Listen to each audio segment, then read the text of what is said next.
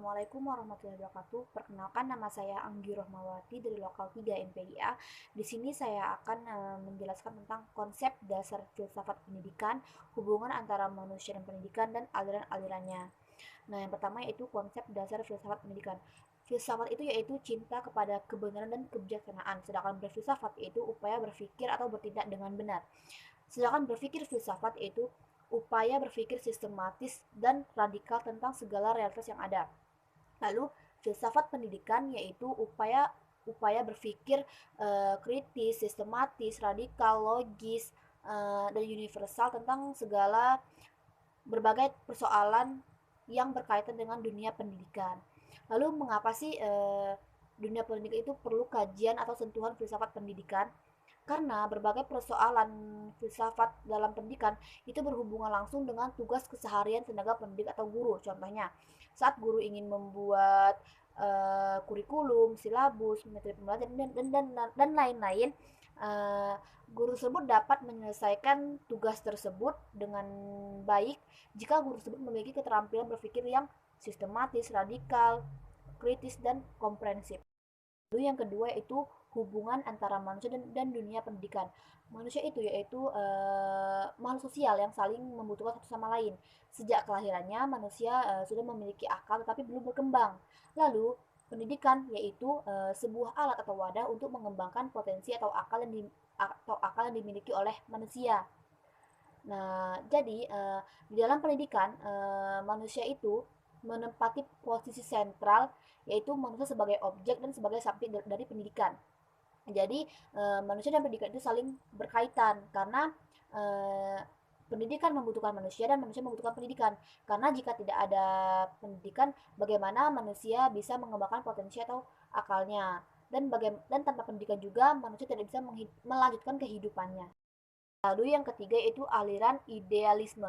Aliran idealisme ini menganggap suatu aliran yang menganggap kebenaran itu berasal dari akal pikiran dan tujuan pendidikan aliran ini yaitu untuk membentuk perkembangan siswa untuk membentuk perkembangan pikiran dan diri pribadi siswa dengan perlunya adanya pengajaran individual.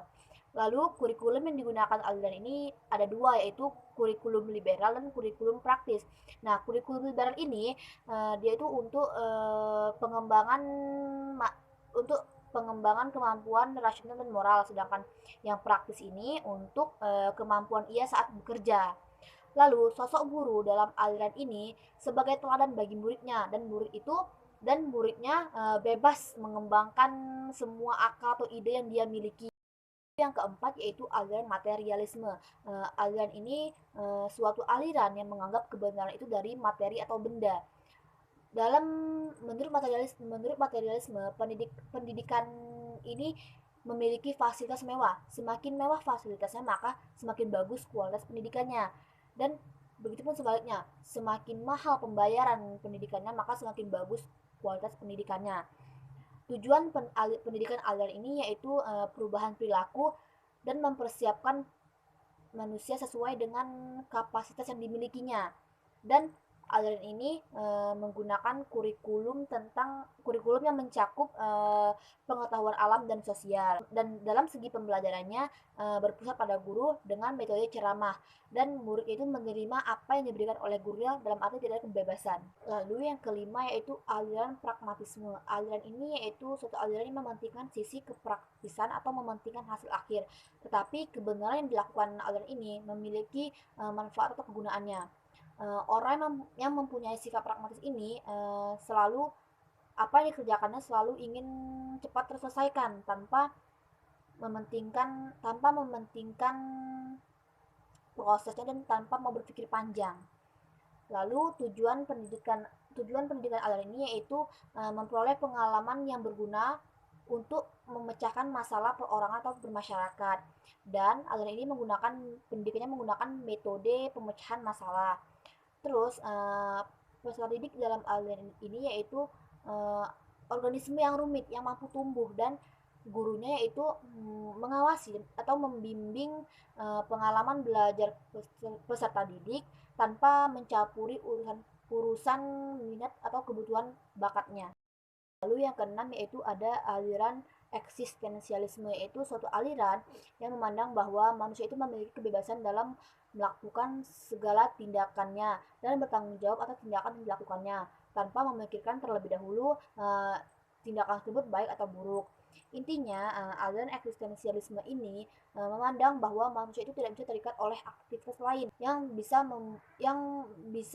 membuat membuat kehilangan hakikat hidupnya, yaitu sebagai manusia yang bereksistensi. Dan tujuan pendidikan aliran ini yaitu memupuk kemampuan individu menjadi diri sendiri yang sebaik-baiknya. Dan aliran ini mengutamakan kurikulum liberal, yaitu yang merupakan landasan bagi kebebasan manusia. Dan peran guru dalam aliran ini yaitu mendorong siswanya untuk bertanggung jawab dan dapat mengatasi dampak dari tindakan yang dilakukannya. Sedangkan siswanya dituntut harus aktif untuk mencari pengetahuan dan mencari kebenaran secara mendalam. Atau bisa juga anak didik itu sebagai partner dalam belajar dan guru pun bisa belajar dari mereka. Lalu yang ketujuh yaitu aliran progresivisme. Aliran ini yaitu selalu menginginkan kemajuan-kemajuan secara cepat. Kalau dalam konteks pendidikannya itu menekankan bahwa pendidikan itu tidak hanya memberikan pengetahuan saja, tetapi juga memberikan berisi aktivitas-aktivitas lain yang mengarah ke arah pelatihan kemampuan berpikir.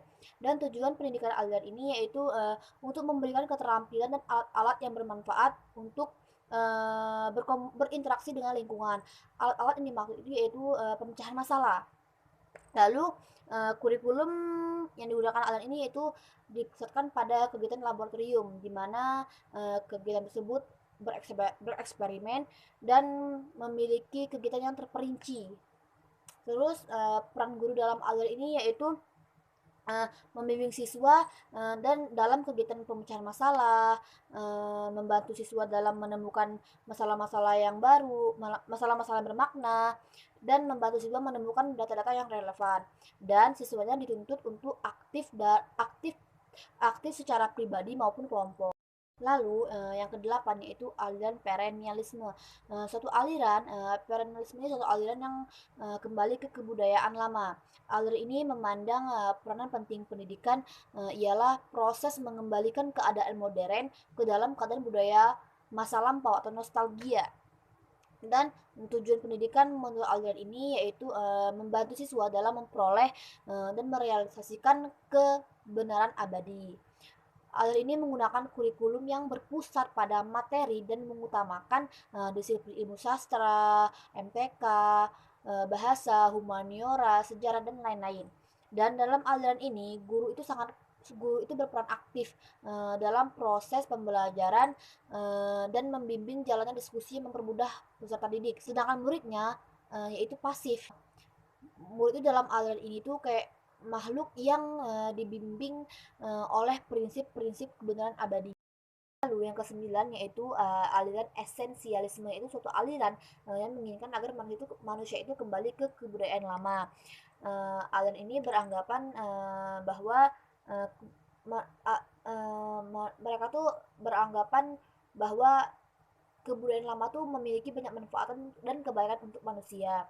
Tujuan pendidikan aliran ini yaitu menyampaikan warisan budaya dan sejarah melalui ilmu pengetahuan dan keterampilan.